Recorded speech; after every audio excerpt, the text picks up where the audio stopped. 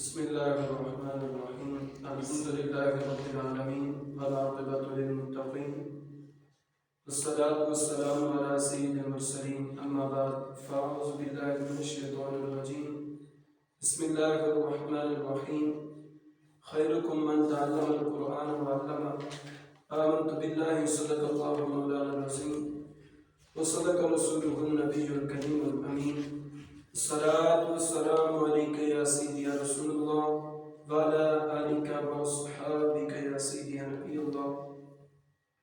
تمام تعریفیں اللہ وحدہ لا شریک کے لیے کہ جس رب ذوالجلال نے ہم جیسے گنہگاروں کو اشرف المخلوقات بنایا اور ہدیہ درود و سلام کا نذرانہ امام الانبیاء فخر الانبیاء تاجدار کائنات سرور کائنات غفار موجودات حامی بے کساں ہادی دو جہاں جناب حضرت محمد مصطفیٰ صلی اللہ تعالیٰ علیہ وسلم کی بارگاہ میں ہدیہ درود و سلام کا نذرانہ عرض کرنے کے بعد پیارے بچوں، آج سے انشاءاللہ العزیز ہم قاعدے کی تلاوت کیا کریں گے. قاعدہ پڑھنے کا مقصد یہ ہوتا ہے کہ اس سے بندہ قرآن پاک کی صحیح معنوں میں تلاوت کر سکے. میری طرف توجہ دو. اس کا پڑھنے کا کیا مطلب ہوتا ہے کہ قرآن پاک کو صحیح مخارج و صفات کے ساتھ بندہ ادا کر سکے. تو انشاءاللہ العزیز اس کو مخارج کے ساتھ ہم لوگ پڑھیں گے. قاعدے قوانین جو ہے اس کے اندر جو ذکر کیے گئے ہیں ہم اس کو بھی اچھی طرح یاد کریں گے اور قرآن پاک کو اللہ اور اس کی رضا کے لیے پڑھیں گے اور صحیح مخارج و صفات کے ساتھ پڑھیں گے. جس طرح قرآن پاک کو روئے زمین کے اوپر نازل کیا گیا کوشش کریں گے کہ اسی طرح پڑھا دیں. نبی علیہ الصلوۃ والسلام کے حدیث مبارکہ ہے خیرکم من تعلم القرآن وعلمہ، تم میں سے بہترین شخص وہ ہے جو قرآن سیکھے اور سکھائے. بہترین شخص کون ہے؟ کہ جو خود قرآن سیکھے پھر دوسروں کو سکھائے.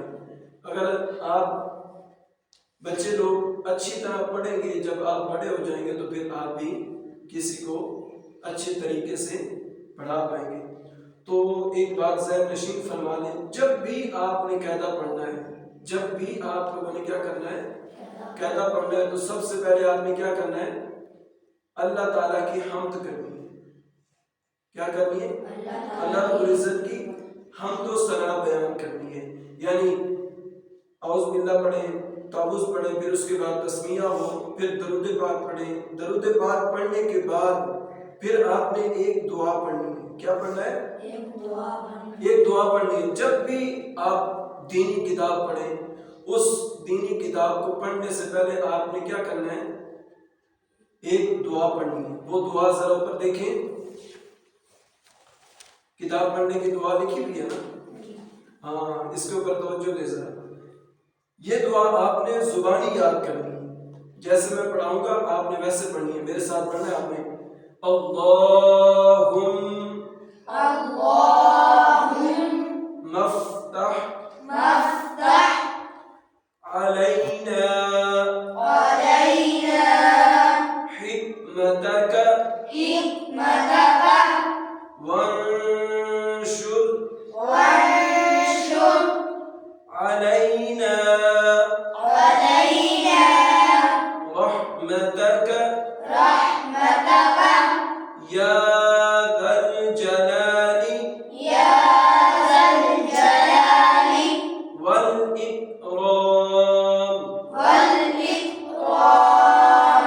ہاں، یہ کاف بریک ہے، اس کو جھٹکا نہیں دیتے. یہ آگے آپ قاعدے میں حروف کے مخارج پڑھیں گے تو آپ کو پتہ چلے گا کہ اس کو جھٹکا دینا ہے کہ نہیں دینا، اور یہ بریک کاف ہے.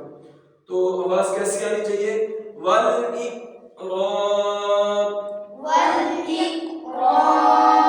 یہ کرتے نا اس طرح کی آواز نہ ہے، کھے کی آواز نہیں آنی چاہیے. ہاں، اس کا ترجمہ سماعت فرما لیں.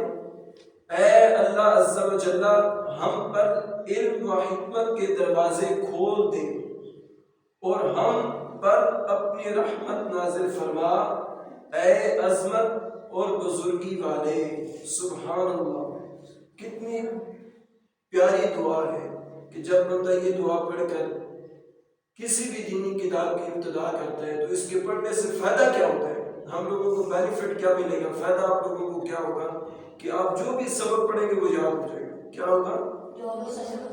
ہاں کیا ہوگا ابو بکر؟ جو آپ سبق پڑھیں گے یاد ہو جائے گا. ہاں تو اس کی برکت سے کیا ہوگا، جو بھی آپ سبق پڑھیں گے تو پھر کیا ہوگا، آپ کو سبق یاد ہو جائے گا. اور سبق پڑھنے کے کچھ آداب ہیں. آپ نے ان آداب کو مد نظر رکھتے ہوئے سبق یاد کرنا ہے اور پڑھنا ہے. پہلا ادب کیا ہے، اس کو چھوڑے، وہ شروع سے نکالے، اس کو چھوڑے، اس کو چھوڑے، شروع سے نکالے. پہلا ادب کیا ہے، بندہ کوئی باتیں کر رہا ہو تو قاری صاحب پڑھا رہے ہو، بندے کو سمجھ آتی ہے؟ نہیں، کبھی بھی نہیں آتی. پہلا ادب کیا ہے، خاموشی سے. خاموشی ہے پہلا ادب. کیا ہے؟ خاموشی سے. کوئی بھی بندہ بات کر رہا ہے یا قاری صاحب سبق پڑھا رہی ہے، میں پڑھا رہا ہوں، تو سب سے پہلا کام آپ نے کیا کرنا ہے، خاموشی. خاموشی سے سننا ہے. کیا کرنا ہے؟ خاموشی اختیار کریں، باتیں نہیں کرنی. خاموشی سے کیا کرنا ہے، خاموشی کے ساتھ بیٹھے. قاری صاحب کیا بیان کر رہے ہیں، کوئی بھی بات کر رہا ہو، بڑا ہو چھوٹا ہو، کوئی بھی بات کرو تو آپ خاموشی اختیار کریں، اس کی بات سنیں. اور دوسرے نمبر پر خالی خاموشی نہیں کہ آپ منہ بند کر لیں، آپ کا ذہن کہیں اور ہو. آپ نے کیا کرنا ہے، آپ کی توجہ اس بات کرنے والے کی طرف ہو. کس کی طرف ہو؟ پہلی چیز کیا تھی، خاموشی. خاموشی کے ساتھ پھر کیا کرنا ہے، توجہ سے سننا ہے. جو بھی بندہ بات کر رہا ہے اس کی بات کو آپ لوگوں نے کیا کرنا ہے، توجہ سے سننا ہے. اور تیسرے نمبر پر جو بندہ بات کر رہا ہے، جس نے آپ کے سامنے گفتگو کی ہے، وہ کیا گفتگو کی ہے، اس سے آپ نے توجہ سے سن کے اسے یاد رکھنا ہے. کیا کرنا ہے، اس کو یاد رکھنا ہے، اپنے ذہن میں بٹھا لینا ہے، اپنے مائنڈ کے اندر اس کو بٹھا لینا ہے. پھر اس کے بعد چوتھے نمبر پر جو آپ نے کام کرنا ہے نا، خود اس کو اپنے اوپر اپلائی کرنا ہے. آپ نے عمل کرنا ہے اس کے اوپر. کیا کرنا ہے، آپ نے خود عمل کرنا ہے. پہلی چیز کیا تھی، خاموشی. پھر کیا، توجہ. پھر جو سن رہے ہیں آپ توجہ سے، اسے کیا کرنا ہے، یاد رکھنا ہے. صرف یاد نہیں رکھنا، اس کے اوپر سب سے پہلے آپ نے خود عمل کرنا ہے. کیا کرنا ہے، خود عمل کرنا ہے. پہلے خود عمل کرنا ہے. اور پانچویں چیز ہے، جب آپ لوگ خود عمل کر لیں گے تو پھر آپ نے کسی اور کو پڑھانا ہے. کسی اور کو کیا کرنا ہے، بتانا ہے، کسی اور کو سمجھانا ہے. صحابہ کرام علیہم رضوان کا یہی معمول تھا. پہلے خود چیز یاد کرتے، خاموشی سے توجہ سے سن کر، پھر اسے یاد کرتے تھے، یاد کر کے پھر اس کے اوپر عمل کرتے تھے.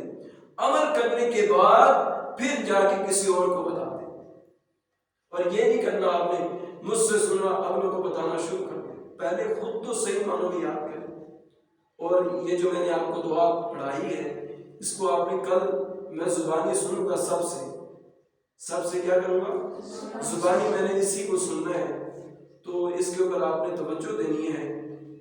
اس کو یاد کر کے جب یہ آپ کو یاد ہو جائے، پھر آپ نے جب بھی سبق پڑھنا ہے، سب سے پہلے کیا کرنا ہے، تعوذ تسمیہ پڑھنے کے بعد درود پاک پڑھیں. درود پاک کوئی بھی پڑھ لیں. صلو علی الحبیب صلی اللہ تعالی علی محمد صلی اللہ علیہ وسلم، یہ پڑھ لیں. کیا پڑھ لیں، الصلاۃ والسلام علیک یا رسول اللہ وعلی آلک واصحابک یا حبیب اللہ، یہ پڑھ لیں. پھر اس کے بعد آپ نے دعا پڑھنی ہے. دعا پڑھنے کے بعد آپ نے کیا کرنا ہے، سبق یاد کرنا ہے. جو پہلے کا سبق آپ کو میں نے پڑھاؤں گا، جو میں آپ کو دوں گا، وہ آپ نے یاد کرنا ہے. ابھی بیٹھ کے اس دعا کو پڑھیں. ذرا اونچی آواز میں پڑھنا ہے اور بلند آواز سے اور تلفظ کے ساتھ پڑھنا ہے. اللهم افتح علينا حكمتك وانشر علينا رحمتك يا ذا الجلال والإكرام. پڑھتے رہیں بار بار.